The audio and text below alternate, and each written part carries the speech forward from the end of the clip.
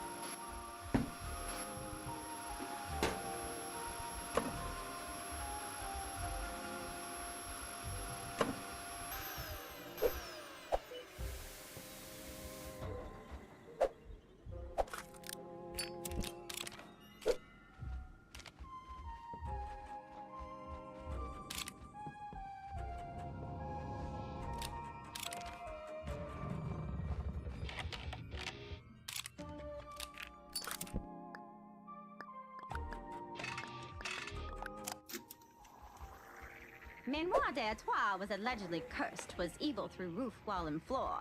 Nobody would ever dare call it a home, save for that odd duck, Theodore. Young Theo was bold, and his photograph sold at prices quite high, though he cared not for gold.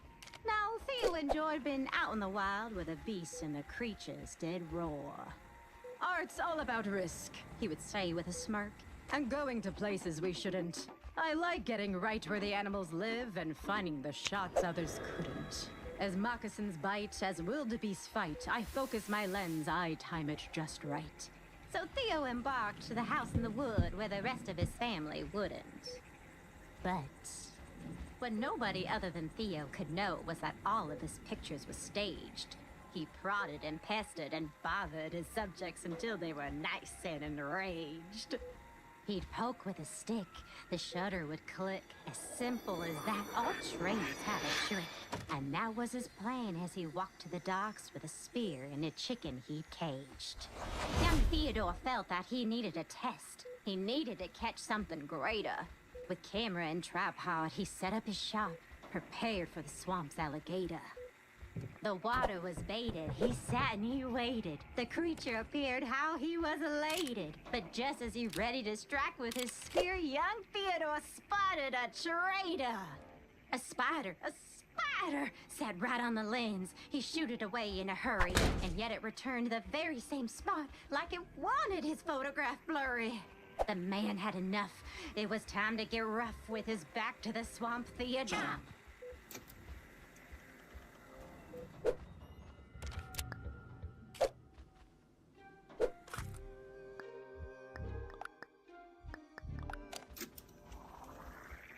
When Carl heard there was a death in the family, he was overjoyed. He had always gone to great lengths to stay in touch with his relatives, no matter how distant or senile or technically unrelated, because Carl was familiar with the age-old saying, "You can't take it with you." And he was happy to take whatever it was that they couldn't. In this case, it was a house. The last bit of evidence that Carl's family was, at one point, a family of status. They were renowned painters, sculptors, and photographers. Carl bought houses and rented them to short-term tenants. But this one was unlike any he had seen before. Even for an abandoned home, the interior contained an alarming abundance of cobwebs. What bothered Carl more, though, was that this home didn't seem abandoned at all. There were things that didn't quite fit. Dried meats and plants hung about the kitchen, an assortment of jars filled with elixirs. There was even an enormous cauldron resting beside a pair of ancient broomsticks. It was clear to Carl what he was dealing with. Squatters, he bellowed. If there was one thing Carl couldn't stand, it was people who thought they had some sort of right to a roof over their heads. Strangling his cell phone, he dialed a cleaning company, then a moving company, and even mustered enough strength to order a pizza. By the time the sun had set, Carl was ready for a good, undeserved rest. But he would not get it. Not that night or any night to follow. He would wake with a start to the sound of a broken grandfather clock chiming in the darkness, or to what he swore were whispers coming from the walls. Even Carl's waking hours brought him no respite, for no matter how much tidying had been done the day before, every morning brought with it more cobwebs. It was enough to drive a person mad. The last time anyone in town saw Carl, he was at the local hardware store, muttering to himself over tubs of insecticide, bug traps, and other violent delights. And as for the last time we saw him, well, that's a secret the spiders did politely ask us to keep.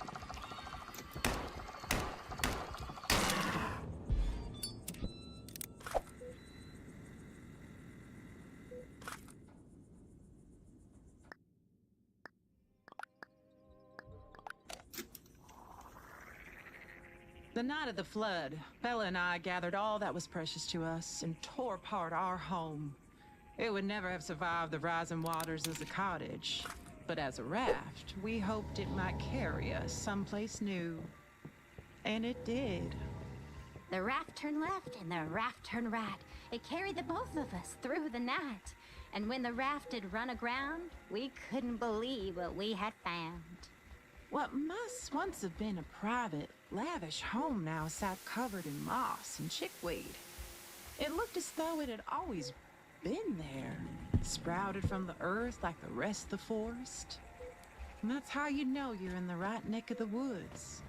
Given enough time, a good forest always welcomes you into the family. We climbed ashore, knocked on the door, when Donna heard scratching beneath the floor. We searched and found, to our surprise, a family of spiders before our eyes. The spiders welcomed us into their home. The walls were adorned with mouse holes and mold, and the air was thick with the scent of tragedy. It was, in a word, perfect. During those early summer days, we would forage for fungi and weave garments from the spider silk. And in the evenings, we played the piano and sang with the creatures of the night until the night was over. The spiders here we did befriend. We wished that our time here would never end. So then I sat and I had to think, and I thought of a potion we could drink. Since drinking Bella's potion, she and I have grown closer than ever before. When we're not crawling on the walls and ceilings, we enjoy returning to our original forms to write about the adventures we've had and the stories we've heard. It's hard to believe the sort of things the spiders here have witnessed, and the plans their kind has for the future sound even more far-fetched. But if there's one thing I've learned, is that you should never underestimate a spider. They have ways of making you regret it. Should strangers come and find our tale, take heed. The spiders here will prevail. Our time has come to bid adieu, but you're not alone. We're watching you.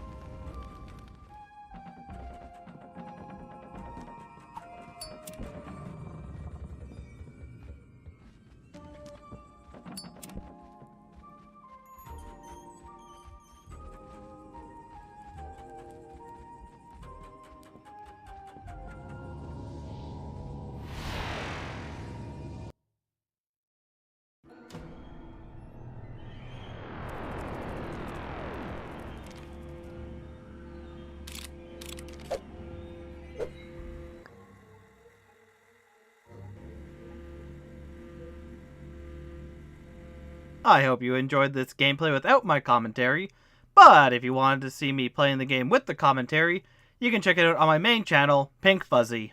Thank you. Enjoy the rest of your whatever.